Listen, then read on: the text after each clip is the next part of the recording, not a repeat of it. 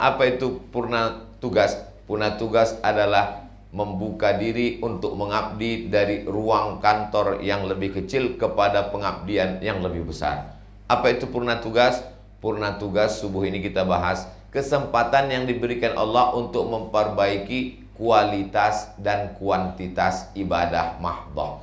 Yang dulu ketika masih tugas sibuk dengan laporan, sedang sholat pun kadang ingat atasan, sedang sholat Allahu Akbar yang di mulut, Assalamualaikum ayuhan nabiyyu di mulut, yang mestinya ingat Rasul tapi malah ingat kepala dinas, kepala badan, kepala kantor.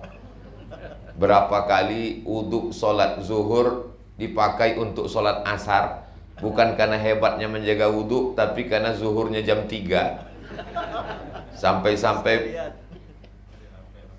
panitia pengurus masjid heran bertanya, Bu, Pak, azan asar belum? Mohon maaf dek, ini memang sholat zuhur. Berapa banyak terlambat masuk masjid, masbuk di rakaat keempat, hampir saja imam salam, di situ maju masuk ke dalam masjid, tapi justru keluarnya yang pertama sebelum zikir dan doa. Jadi inilah kesempatan untuk memperbaiki. Yang pertama adalah kuantitas ibadah. Jadi amat sangat banyak kesempatan. Selama ini sibuk keluar kota, lembur, rapat pagi itu, meeting, hearing, segala macam, tidak sempat untuk melaksanakan ibadah-ibadah sunnah. Selesai rapat kantor luar kota jam 12, jam 1. Lalu kemudian paginya nanti mesti siap-siap lagi, akhirnya tak sempat tahajud. Maka purna tugas kesempatan untuk sholat malam. Wa tusolli bil laili wan nasu niyam, bangunlah ketika orang tidur lelap, laksanakan sholat malam. Ada jam waker yang bisa membangunkan kita. TV juga bisa di setel. Tidak lagi ada alasan kalau orang zaman dulu menunggu ayam berkokok, ternyata ayam pun kesiangan juga sekarang. Maka pada waktu malam itu di setel lah semuanya. Bangun kalau bisa mandi, karena mandi malam bagus sekali. Katanya mandi malam itu Pak Ustadz nanti kena rematik itu ini segala macam. Yang rematik itu kalau habis maghrib ke jam 12. Tapi kalau jam 1 menjelang ke subuh bagus sekali. Kita segar. Kalau kita bangun, itu keringat keluar dari tubuh kita, melekat, bau dan lain sebagainya. Maka kalau kita mandi, fresh, segar. Bahkan ada sekarang ada yang disebut dengan terapi mandi malam. Maka setelah kita mandi bersih, bagus dengan air dingin.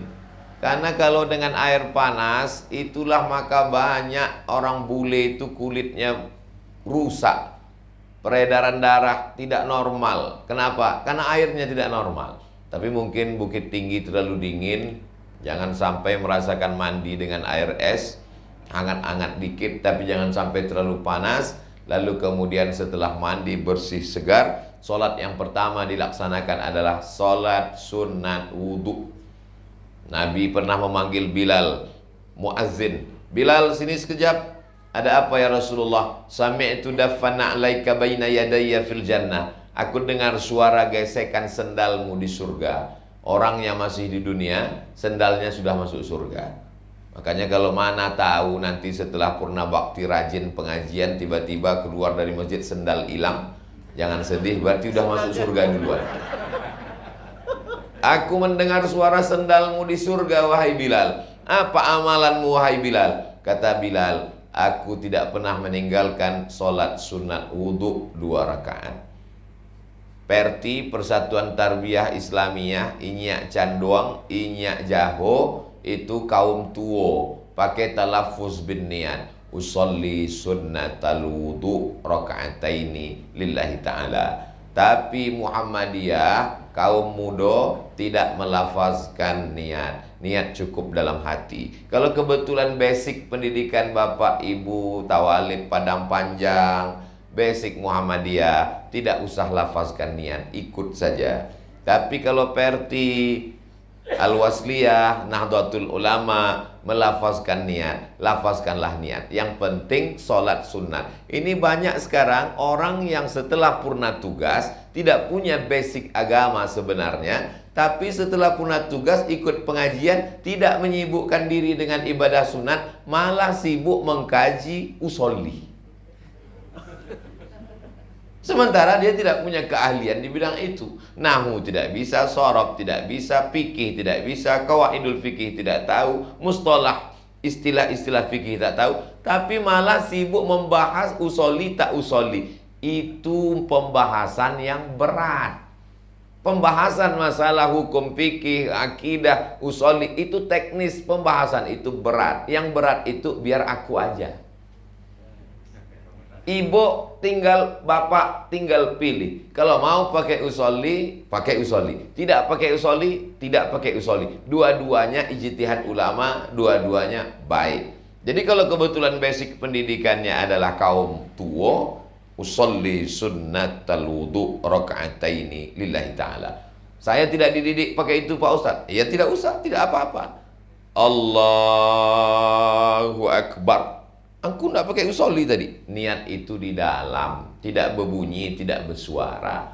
Ustadz Somad kalau sholat pakai usolli, pakai. Kenapa Ustadz pakai usolli? Mungkin tadi ambo habis buka handphone, habis nonton TV, kadang hati berbolak-balik. Allahu Akbar. Sholat apa tadi? Sholat duha apa sholat tahajud? Sholat qobliyah apa sholat ba'diyah? Karena hati saya tak kuat, menguatkan hati saya kuatkan. Saya sholat sunat wudu, usolli sunnatal wudu. Berapa rakaat? Raka'ataini lillahi ta'ala. Allahu Akbar. Ayatnya bebas. Kadang jamaah ini selalu menanyakan sesuatu yang sebetulnya sudah jelas. Ayatnya Pak Ustadz? Iya, ayat yang itu juga lah, kul huwallah. Kul huwallah baik. Jangan sepelekan kul huwallah. Ada sahabat Nabi sholat dari mulai ba'da isya sampai subuh, tahajud sepanjang malam, ayatnya tidak ganti-ganti, kul huwallah terus. Diadukan ke Nabi, ya Rasulullah, ini ada sahabat aneh, satu malam sholat ayatnya kul huwallah tak ganti-ganti. Kata Nabi, innaha la ta'dilu sulusal Qur'an. Itulah orang yang membaca satu surat sama dengan sepertiga Al-Quran, maka bolak-balik membaca kul huwallah, bolak-balik khatam Al-Quran. Nah, ini dalil bagi ibu bapak yang susah menghafal ayat lain. Mengapa dari tadi kul huwallah saja ambo danga? Mengapa membaca ayat kul huwallah saja? Ambo sebenarnya hafal ayat lain, tapi iko fadilah keutamaannya luar biasa kece Ustaz Somad di Bandung Patang. Tidak apa-apa, kul huwallah terus. Lalu kemudian setelah salam, salat sunat taubat. Karena kita banyak silap dan salah dosa kita. Usolli sunnatat taubat raka'ataini lillahi ta'ala. Silap salah dan dosa di masa lalu, menganiaya orang, menzolimi orang, macam-macam perbuatan kita. Inilah kesempatan purna tugas memperbaiki kuantitas kualitas ibadah. Setelah selesai 2 rakaat, sholat sunat tahajud. Sholat sunat tahajud yang paling afdal 8 rakaat. Tapi kalau dilaksanakan lebih daripada itu boleh. Imam yang paling tua Hanafi, nomor 2 Maliki, nomor 3 Syafi'i, nomor 4 Hambali. Imam Ahmad bin Hambal nama lengkapnya meninggal tahun 241 Hijrah di Baghdad, Irak. Imam Ahmad bin Hambal punya anak namanya Abdullah bin Ahmad bin Hambal. Abdullah pernah ditanya orang, kau anak Imam Ahmad bin Hambal? Betul. Bagaimana sholat ayahmu? Ayah saya sholat sehari semalam salasami'ati rakaat, 300 rakaat. 300 rakaat. Kemudian dia difitnah oleh Mu'tazilah, masuk penjara. Jadi Imam Ahmad bin Hambal pernah masuk penjara. Di dalam penjara disiksa, dicambuk, dipukul, tak bisa tegak berdiri. Keluar dari penjara 150 rakaat. Kita kalau bisa nanti kita meninggal ditanya oleh tetangga anak kita, apa angku dulu? Ayah kamu dulu bagaimana? Ayah ambo waktu masih tugas 150 rakaat. Sesudah purna tugas 300 rakaat. Dan sampai anak cucu kita ditanya orang, gimana bapak kamu dulu? Ibadahnya biasa aja, tapi duduk di depan TV sinetronnya luar biasa. Tidak ada baiknya sinetron ini. Memperbaiki kualitas ibadah sinetron-sinetron hanya membuat emosi kita tidak stabil. Kita sudah lanjut usia, kemarahan kita memuncak, dipancingnya dengan cerita-cerita, ditambah lagi dengan infotainment pagi, infotainment siang, infotainment malam. Otak kita habis diperas untuk memikirkan anak orang, bini orang, laki orang. Habis semuanya. Kapan lagi kita untuk memperbaiki ibadah? Lalu kemudian setelah sholat sunat tahajud, sebelum witir, sholat sunat hajat. Kenapa hajat tadi tidak di awal? Sama seperti kita bertamu ke rumah Pak Wali Kota, Gubernur, Pak Menteri, Direktur. Tentu kita berbasa-basi dulu, bercerita, oleh-oleh, dan lain sebagainya. Barulah hajat. Tidak mungkin ujuk-ujuk tiba-tiba tak ada babi bu langsung saja hajat. Tidak. Berdoa dulu, lalu kemudian hajat. Apa hajat-hajat kita? Ambo sudah purna tugas, kok tidak banyak hajat lah ibu ya. Tentu hajat anak-anak kita, hajat cucu-cucu, hajat dunia, hajat akhirat. Solat sunat 2 rakaat juga solat sunat hajat. Niatkan apa hajat dalam hati? 2 rakaat. Ayatnya Pak Ustadz, kulhu 7 lah ya. Lalu kemudian ditutup dengan witir. Innallaha watirun, Allah maha ganjil. Yuhibbul witra, suka kepada yang ganjil. Biasanya witir di bulan Ramadan kita laksanakan 3 rakaat. Yang membuat 3 rakaat 1 salam bagus, tidak pakai tasyahud awal supaya berbeda dengan maghrib.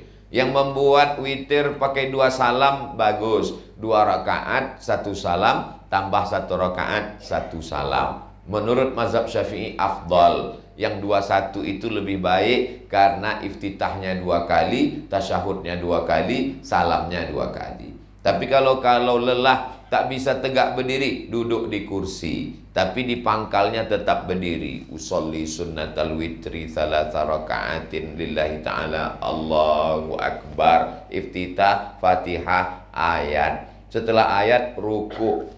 Waktu mau sujud tak bisa duduk ke lantai, barulah duduk di kursi. Jadi tapi kalau dari awal tak sanggup, dari awal duduk boleh. Rukuknya setengah, Allahu akbar, sami Allahu liman hamidah. Sujudnya lebih rendah lagi, Allahu akbar. Ada orang menyebut kening mesti menempel ke spring bed? Enggak. Tidak ada. Tak mesti ditempelkan kemanapun. Sama macam duduk di pesawat. Saya mesti duduk di lantai? Boleh. Pernah Nabi Muhammad sholat duduk? Pernah. Ketika dia sudah tua, tak bisa dia berdiri, dia sholat duduk, baik, tidak masalah.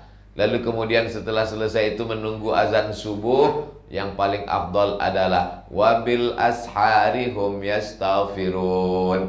Menjelang azan subuh, menunggu azan subuh berkumandang, bagus gak banyak-banyak istighfar. Astaghfirullahalazim, astaghfirullahalazim, astaghfirullahalazim, astaghfirullahalazim. Ini kalau 1 kali lalu 20. 1, 2, 3, 4, 5, 6, 7, 8, 9, 10, 11, 12, 13, 14, 15, 16, 17, 18, 19, 20. Bagi yang tak bertasbih. Kalau bagi yang bertasbih, beli tasbih 100. Banyak orang pergi umroh masuk ke toko tasbih, lebih lama memilih tasbih daripada bertasbih. Tasbih kayu tak jadi, tasbih batu tak jadi, tasbih plastik tak jadi, keluar tak jadi beli tasbih. Sekali beli tasbih pulang ke rumah tak pernah dipakai, yang bertasbih mobil. Judulnya ketika mobil bertasbih.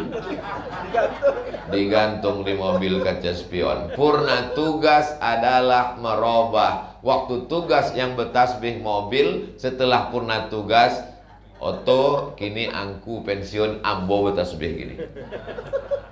Biar ambo bertasbih gini.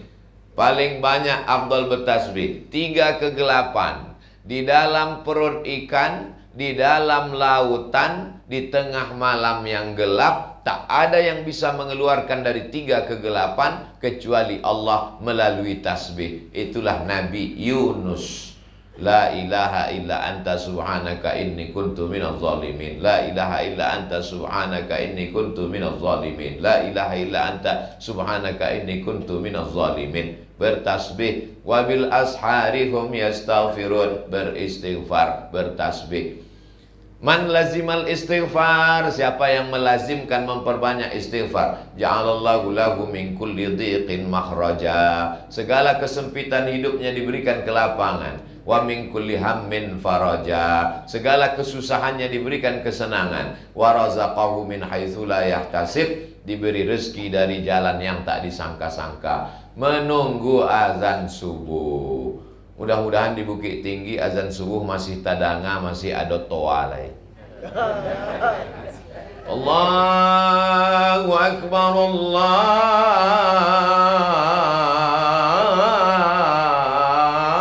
Akbar. Kalau tidak lagi ada toa berkumandang, maka handphone kita insya Allah berbunyi, karena handphonenya sekarang namanya smartphone. Handphone yang cerdas. Tahu dia waktu sholat.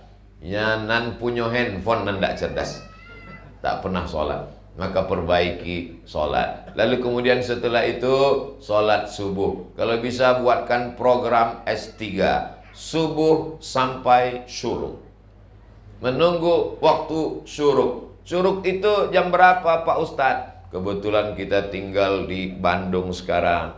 Ketik saja di Google, jam berapa waktu maghrib di Bandung? Waktu sholat Bandung, subuh 4.36, maghrib jam 6:09, terbit jam 5:55, maghrib jam 6:09, terbit matahari kata dia jam 5:55.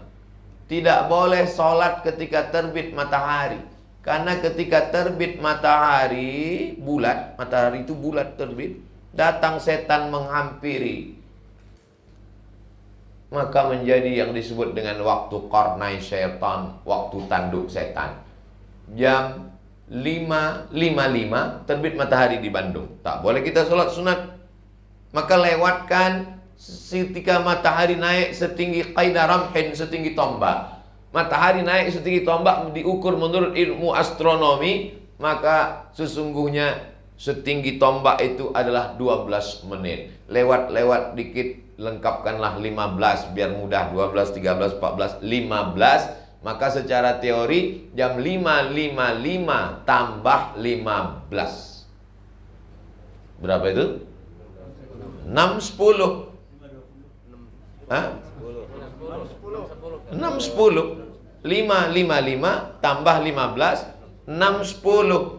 Payah kami mengingat teorinya itu Pak Ustaz. Nengok matahari terbit jam berapa lagi, tambah 15 lagi. Mudah saja. Jam berapa maghrib, itulah waktu boleh sholat sunat isyraq. Nah, maghrib di Bandung jam berapa? Maghrib Bandung jam 6:09. Jadi teori tadi pas. Jam 5:55 tambah 15 sama dengan 6:10. Tapi itu 6:09. Ayo semenit 2 menit awaklah kawan lama biasa. Ya napo bana. Nah, oleh sebab itu maka 6:10. Jadi dimanapun nanti Bapak Ibu tinggal Bukit Tinggi, tinggal ketik saja waktu sholat Bukit Tinggi. Lalu kemudian nampak, oh maghribnya jam 6:25, berarti kita sudah boleh sholat sunat isyraq jam 6:25. Nanti kita boleh sholat sunat isyraq jam 6:10. Buat program, usulkan nanti ke masjid, pengurus masjid, kalau awak gue nama programnya S3. Apa itu? Subuh sampai syuruk. Oh, ibu baru ditinggal di sini. Nggak, ambo udah kayak sih ke rumah. Kok nggak pernah ke ambo sibuk kini baru pernah tugas ke ambo.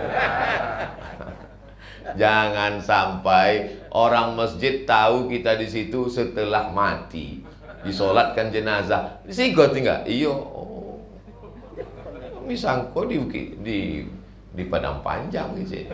Bapak Ibu yang dimuliakan Allah Subhanahu wa taala, lalu kemudian salat tahiyatul masjid. Kalau masuk masjid, tadi kami masuk ke dalam tahiyatul masjid dulu. Setiap masjid akan bersaksi di hadapan Allah, si fulan pernah salat tahiyatul masjid di sini. Salat sunat di Masjidil Haram, salat sunat di Masjid Nabawi, salat tahiyatul masjid di Masjid Hasan II di Maroko, sholat sunat, semua termasuklah musola. Pak Haji kau akan bersaksi di hadapan Allah bahwa kita pernah sholat sunat tahiyatul masjid. Kok masjid apa musola? Musola. Pak Ustadz, bagaimana kalau kita masuk ke musola, ke surau, ke langgar? Tetap tahiyatul masjid. Karena sebetulnya di dalam Islam cuma ada dua, masjid dan masjid jami. Kalau ada sholat Jumatnya namanya masjid jami. Tapi kalau tidak ada sholat Jumatnya namanya masjid saja. Tapi ditampe awak disabik dengan surau. Tapi jangan dek surau, usolli sunnatan tahiyatul surau. Tetap tahiyatul masjid. Karena sesungguhnya kalau ada sholat 5 waktu, subuh, zuhur, asar, maghrib, isya, maka dia sholat sunat. Dia disebut dengan masjid. Hanya saja tempat kita menjadi 7: surau, langgar, musola, masjid agung, masjid raya, masjid gadang, masjid Islamic Center, masjid jami. Banyak betul. Yang dalam fikih sebenarnya hanya 2, masjid dan masjid jami. Maka di dalam dilaksanakan tahiyatul masjid. Qabliyah jangan sampai lupa. Man shalla isnatai asyarata raka'ah, siapa yang sholat 12 rakaat, bunyalahu bihinna baitun fil jannah, dibangunkan untuknya satu tempat di surga. Booking tempat dengan sholat sunat rawatib 12 rakaat. 2 rakaat sebelum subuh, 4 rakaat sebelum zuhur, 2 rakaat setelah zuhur, 2 rakaat setelah maghrib, 2 rakaat setelah isya. Ambo ulang sekali lagi. 2 rakaat sebelum subuh, 4 rakaat sebelum zuhur, 2 rakaat setelah zuhur, 2 rakaat setelah maghrib, 2 rakaat setelah isya. Lalu bagaimana dengan yang 6 rakaat? 2 rakaat sebelum maghrib, 2 rakaat sebelum isya, 2 rakaat sebelum asar. Ini sholat sunat rawatib tapi tidak muakkad, baik dilaksanakan. 6 rakaat, 2 rakaat sebelum maghrib, 2 rakaat sebelum isya, 2 rakaat sebelum asar. Ini kita perbaiki yang selama ini tak sempat sholat sunat. Ini kuantitas jumlah, tapi ada kualitas. Jangan kuantitas bagus tapi ditengok isi kosong. Gara-gara sholat sunatnya mau cepat, mau banyak, sampai-sampai bacaan itu tak jelas bunyinya, macam orang lidahnya panas kena tahu mendoan. Rabbil firli warhamni wajburni warfa'ni warzuqni wahdini wa'afini wa'fu anni. Usahakan napas, satu napas satu ayat itu membantu kekhusyuan, kata Syekh Ali Jum'ah. Bismillahirrahmanirrahim. Alhamdulillahirabbil alamin. Arrahmanirrahim. Maliki yaumiddin. Ternyata nafas juga membantu kekhusyuan. Yang selama ini waktu masih aktif kerja, Fatihah, Iftitah, ayat satu nafas.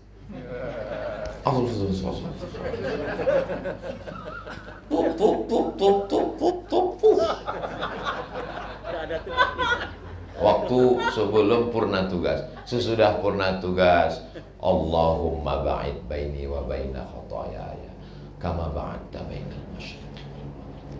Apakah Nabi Muhammad itu kalau sholat mulutnya bergerak atau tidak? Yang ditanya kok sahabat Nabi namanya Khabbab. Apakah Nabi itu kalau sholat mulutnya bergerak? Kata Khabbab, mulut Nabi bergerak. Dari mana kamu tahu? Saya menengok jangguinya baguyang.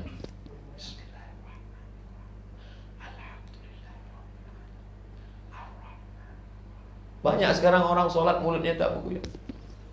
Diam. Tiba-tiba salam. Dalam hati tak bisa. Maka ini membantu. Nafas dengan mulut bergerak. Tapi membacanya tidak sampai kedengaran talingo kawan sebelah. Hanya sekedar hamsah. Hamsah itu di agak-agak awak surang nak mendengar. Bismillah. Ada pula orang dek. Bismillah. Alhamdulillah. Dalam kurang. Kalau sampai orang sebelah mendengar dua gandang. Kalau ndak inyo baru belajar, inyo pakat. Alhamdulillah. Nah, oleh sebab itu kita baca ini dengan pelan. Bismillahirrahmanirrahim. Qul huwallahu ahad, Allahu samad, lam yalid walam. Assalamualaikum. Nah, sanyo lah kawan. Kebetulan sama-sama purna dakek lo rumah di Mas Haji kan. Wah, angkul hujur boyo. Sama wak guru kan Ustaz Somad juga. Sama pembekalan Batam di Bandung tuh tidur boy. Jangan duduk dakek kawan dakek di Mas Haji. Sahuran awak kalau ada kawan dakek ke Mas Haji, jangan duduk dakek. Sebab apa? Orang tua kalau sudah duduk di dekat di masjid dengan kawan berubah jadi anak-anak. Tasbih lah dipegang, Quran orang duduk dekat. Ambo selalu. Jadi kalau udah masuk masjid nampak agak oh di situ kok asikomo. Jadi orang yang belum terlalu kenal itu kita. Ambo pun kadang kalau udah kayak sama kawan. Tidak salah, tapi waktu kita ini tak panjang. Tidak salah, kita masih bisa senyum, bersenda gurau, ketawa, itu menunjukkan masih sehat. Ulama yang paling tua sekarang, Kiai Haji Ali Yafi. Wah, 95 atau 90 berapa? Saya datang ke rumah beliau. Jadi waktu datang, kita serius karena saya tahu, Ambo masih ketek dulu, Kiai Haji Ali Yafi sudah tua. Saya datang silaturahim, saya tanya, Pak Kiai, gimana supaya hidup kita? Ambo tanyalah serius berkualitas. Keceknya kalau aku masih bisa galak, masih hidup lah. Berarti kita masih sehat. Jadi kalau Bapak masih bersenda gurau, tapi waktu singkat di masjid itu kalau bisa berkualitas. Tasbih, kalimatani, 2 kalimat, khafifatani alal lisan, ringan di lidah, tsaqilatani fil mizan, berat pada timbangan amal, habibatani ilar rahman, disayangi Allah. Tasbih, subhanallah wa bihamdihi, subhanallahil azim, subhanallah wa bihamdihi, subhanallahil azim, subhanallah wa bihamdihi, subhanallahil azim. Semakin kita tua, semakin bertambah usia, semakin pikiran kita ini tidak lagi fokus, ngomong kita semakin banyak, tidak beraturan dan berulang-ulang macam CD rusak. Lama hidup banyak dirasa, jauh berjalan banyak ditengok, lama jadi ustadz banyak yang curhat. Ibu bapak jangan tersinggung.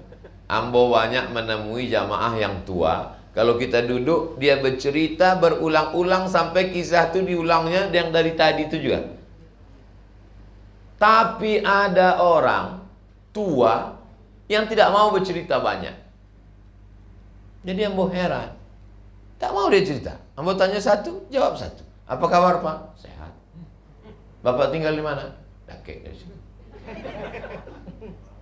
Loh kok bapak ini tak mau cerita? Sama-sama tua. Yang satu ini cerita, bolak-balik tak selesai-selesai. Yang ini justru tak mau cerita. Setelah lama saya tanya, rupanya dia punya target. Dia punya target berzikir sehari. Kenapa Bapak? Ambo sangkonya berang kamu? Enggak Pak Ustaz, Ambo ada target yang belum tercapai. Apa? Satu hari saya mesti berzikir 5 apa? 5.000 kali sehari la ilaha illallah.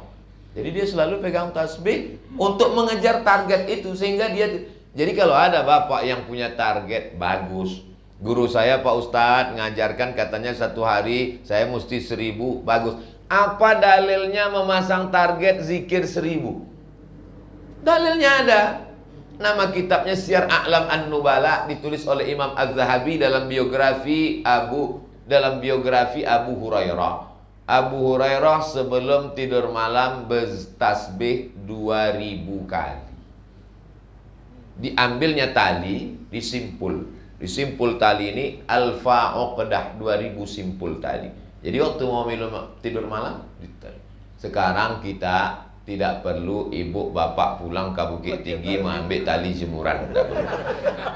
Sekarang sudah ada tasbih digital. Tasbih digital beli untuk mengejar target. Ibu satu hari solawatnya berapa kali? 1.000 Pak Ustadz. Ama ambo umur 71 tahun meninggal.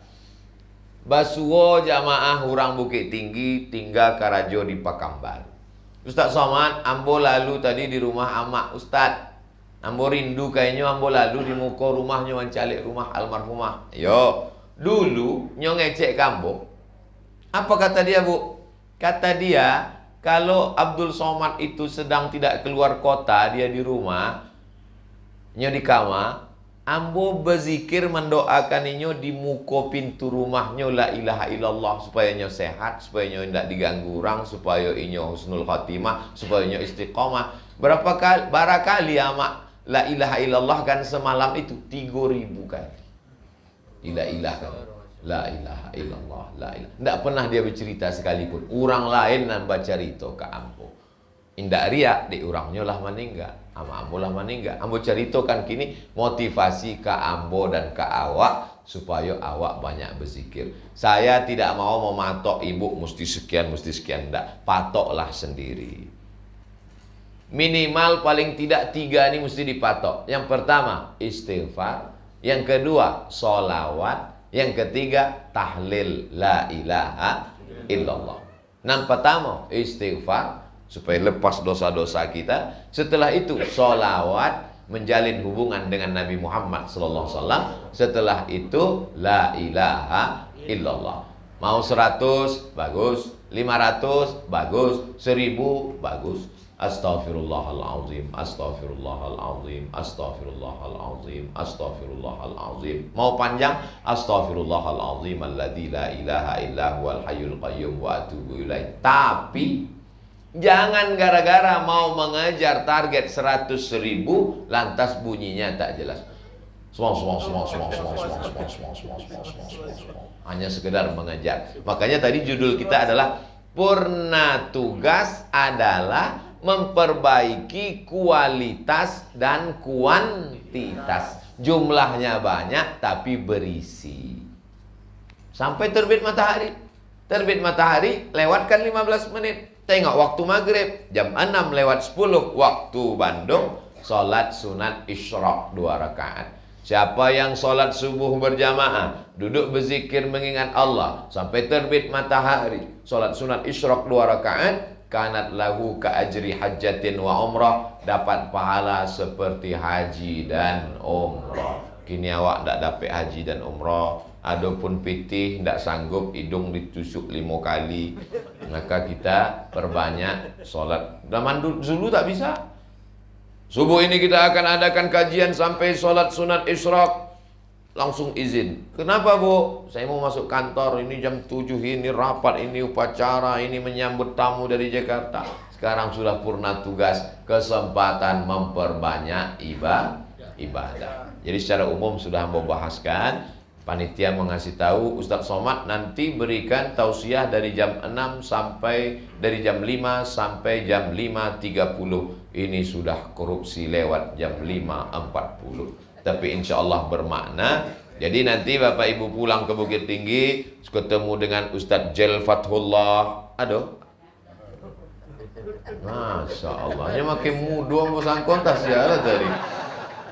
Ada pula Ustadz Ardi, motivator, motivasi Ustadz, alumni Gontor, ulama, Ustadz, motivasi bisnis. Siana ingin bertanya bisnis, bisnis otak kanan OSB, bertanya ke Ustadz Ardi. Hanya bisnismen muda awak. Lalu kemudian Ustadz Somad, Ustadz Ucu, beko. Ustaz, apa yang disampaikan Ustaz Somad Patang di acara pembekalan? Entah galak-galak aja mau cari aja. Dua yang disampaikan Ustaz Somad.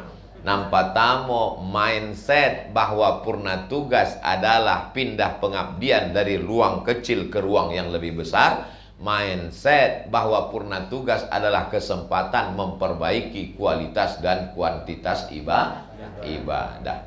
Selama menyampaikan tausiah malam tadi dan subuh iko, tentu banyak kata yang tak berkenan di hati, menyinggung perasaan Bapak Ibu. Jangan disimpan karena dia akan mengkristal menjadi jantung koroner, diabetes meletus. Jangan simpan kata-kata orang yang menyinggung perasaan. Lepaskan, hilangkan, hapuskan, leburkan seperti garam masuk ke air panas, cair dengan istighfar dan sholawat serta la ilaha illallah. Afdalu zikri fa'lam, seafdal-afdal zikir adalah la ilaha illallah. Jadi kalau nampak orang menceritakan aib, ribah, namimah tak tentu arah, pilih antara tiga: istighfar, sholawat, la ilaha illallah. Ada seorang ulama dari Maroko, namanya Imam Al-Jazuli. Banyak orang Indonesia nama Jazuli. Dia mengambil nama ulama Maroko.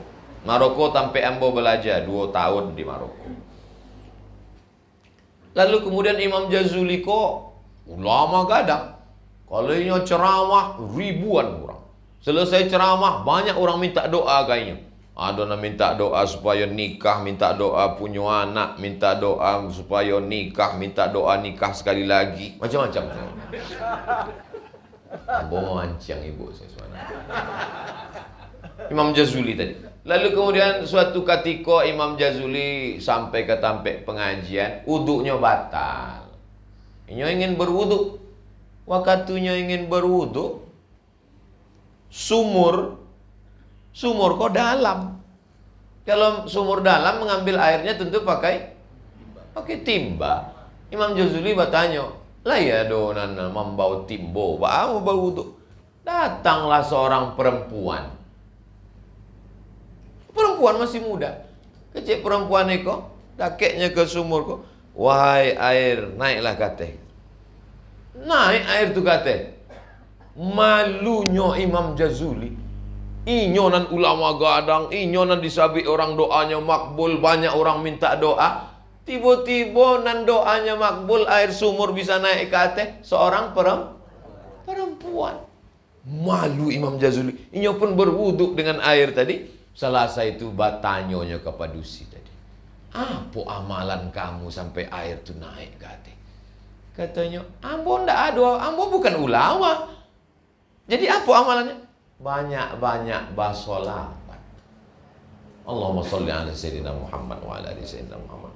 Jadi amalan pun tidak banyak, cuma banyak bersolawat. Siapa yang banyak bersolawat, maka mendapat syafaat Nabi, segala keinginannya dikabulkan Allah. Termasuklah ingin air sumur tadi naik, itu berkat solawat kata dia. Dan kau lupa Imam Jazuli, aku sudah lama ingin jumpa dengan engkau. Dan aku minta kepada Allah, jangankan air, engkau pun datang kepada aku ingin. Jadi rupanya kalau awak bersolawat, apa yang awak inginkan berdatangan. Air itu datang, ini pun datang, sadonya pun datang. Termasuklah awak basuh di padahal mestinya kan orang Pekanbaru dengan Bukit Tinggi kan dake. Bisa pulau basuhnya di Bandung. Itu kan solawat. Belum pernah kami satu majelis. Belum pernah ambo satu majelis dengan udah ambo Dajjal, kakak kelas ambo di Al-Azhar Mesir. Satu majelis dengan Ustadz Jel biasa. Tapi satu majelis dengan Ustadz Jel, Ustadz Ardi, Ustadz Ucu, baru majelis ibu bapak. Majelis purna tugas. Basamo awak di Bandung, basamo pulau di surga Jannatul Firdaus berkat solawat Nabi Muhammad sallallahu alaihi wasallam. Maka biasakan lidah memperbanyak solawat. Ambo keluarga cuma 2, anak pertama adik laki-laki. Angku ndak ada saudara keluarga pedusi kecil. Beko kalau ambo tua kecik amak. Nan mencuci pakaian kalian surang. Nan membasuh ikan, ayam, daging kalian surang. Aku caranya ambo ajakan. Kain dicuci. Sudah dicuci, dibilas. Waktu membilasnya siram dengan air suci. Bersolawat kalian. Allahumma sholli ala sayyidina Muhammad. Memasak belajar sebab kalian tidak ada keluarga padusi. Beko kalau mencuci ayam 2 kali, kalau mencuci kambing 4 kali. Mengapa itu mak? Dek ayam kakinya 2, kambing kakinya 4. Awak dek anak ketek tak lah bertanya apa dalilnya. Rupanya membasuh ayam 2 kali. Ayam kok kan dagingnya putih, darahnya tidak banyak. 2 kali barasia. Kalau kambing mencucinya 4 kali, dia merah, sekali masih merah, 2 kali agak merah, 4 kali baru barasia. Bila sanan terakhir bos solawat kalian. Jadi lama-lama mau pikir, mau dengar ceramah, Habib, Ustad, banyak bos solawat. Oh, kami kok dari ketek lah diajak amak bersalawat. Basuhnya orang bersalaman, Allahumma sholli ala sayyidina Muhammad wa ala ali Muhammad. Dek apa? Sebab majlis akan menjadi majlis bangkai kalau tidak bersolawat. Jadi kalau nanti banyak orang mengajak mencerita aib itu ini, hentikan dengan bersolawat. Allahumma sholli ala sayyidina Muhammad wa ala ali Muhammad. Itu yang dapat saya sampaikan pada pagi ini. Terima kasih segala perhatian, mohon maaf segala kesilapan dan kekhilafan. Aku qauli hadza astaghfirullah li wa lakum. Ditutup dengan doa kafaratul majlis. Subhanakallahumma wa bihamdika asyhadu an la ilaha illa anta astaghfiruka wa atubu ilaik. Wa sallallahu ala sayyidina Muhammad wa ala alihi washabbihi wasallam. Walhamdulillahi rabbil alamin. Wassalamualaikum warahmatullahi wabarakatuh. Waalaikumsalam.